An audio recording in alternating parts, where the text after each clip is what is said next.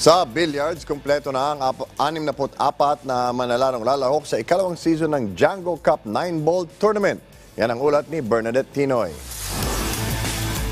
3 araw bago ang muling pagbabalik ng Django Cup 9-Ball Tournament, inanunsyo ni Nomar Bartolata Meteoro na kumpleto na ang 64 na manalarong lalahok sa torneo.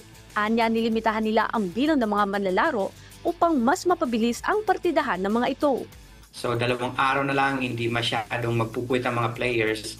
Uuwi na maaga sa gabi para sa final day will be a short playing time para at least mag-enjoy sila sa finals.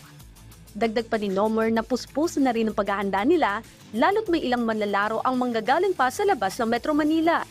We have from Samar, nalilipad pa papunta rito. We have from Palawan, nalilipad pa para lang maglaro. May mga bata pa na 14 years old galing ng Samar.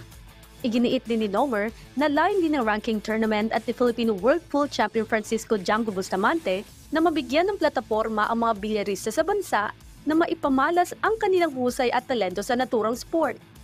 Champ Django, napakasaya niya kasi syempre ang dinadala talaga ng tournament is ang kanyang pangalan. At willing naman talaga siyang sumuporta sa Django Cup all throughout the year. Gusto niya rin na discover tayo ng panibagong magiging Django Cup Django champion katulad niya. Magsisimula ang Django Cup Season 2 ngayong February 3 at 4 sa Q Plaza Commercial Center sa Pasig City. Bernadette Tinoy para sa Bayan.